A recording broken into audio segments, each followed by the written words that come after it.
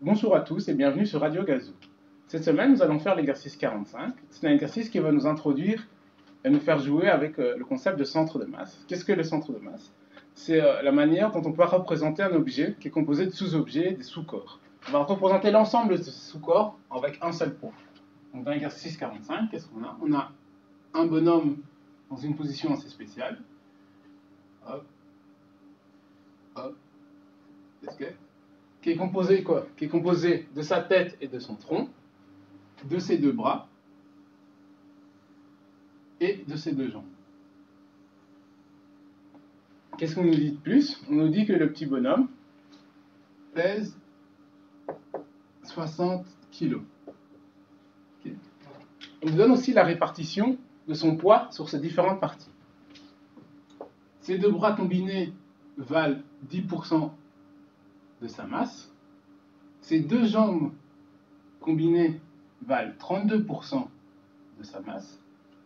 Son tronc et sa tête valent donc, eux, 100%,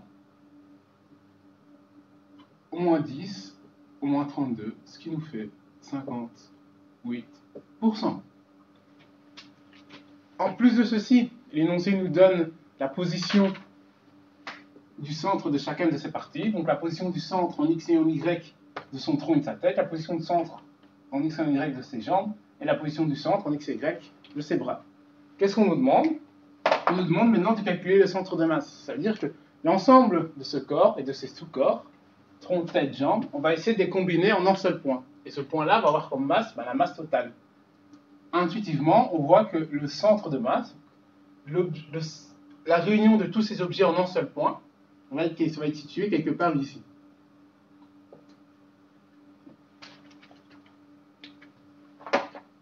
Ça, c'est intuitivement. Mais mathématiquement, comment est-ce qu'on calcule le centre de masse? Très simple, avec une seule formule.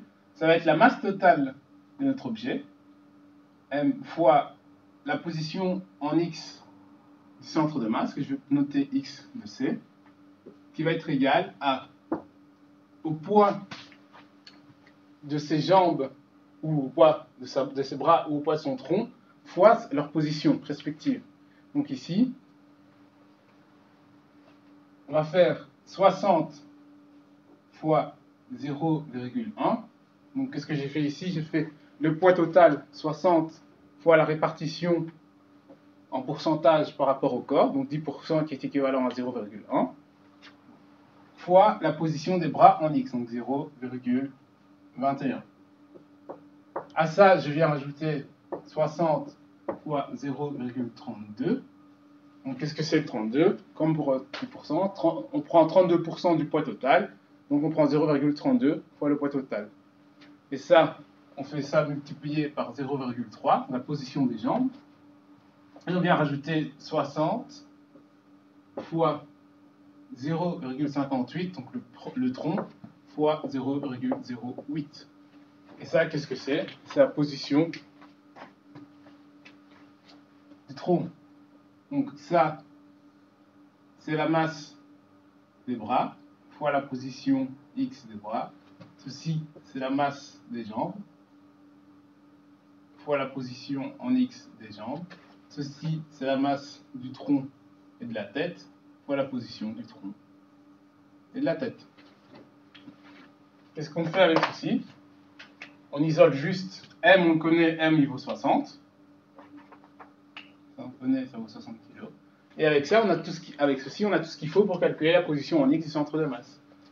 On passe le 60 de l'autre côté, et ça nous donne directement X de C est égal à 0,16. On a donc la position en X du centre de masse. On fait exactement la même chose pour Y. Donc, la masse totale fois YC égale à la masse des bras fois Y des bras, donc fois la position verticale des bras, plus la masse des jambes fois Y jambes, donc la position verticale des jambes, plus la masse du tronc et de la tête fois Y T. Et ceci, ça va nous donner YC, la position verticale du centre de masse, est égale à 0,31. Autrement dit, mathématiquement, l'ensemble de ces corps, l'ensemble de ce corps qui est composé, lui, d'un tronc, de bras et de jambes, si on veut juste les réunir en un seul point, ce point-là qui va comporter toute la masse, donc qui va peser 60 kg, sera en 0,16 ou 0,31. Merci d'avoir suivi cette vidéo. N'oubliez pas de liker et de vous abonner à la chaîne de M. Vincent. Et à la prochaine.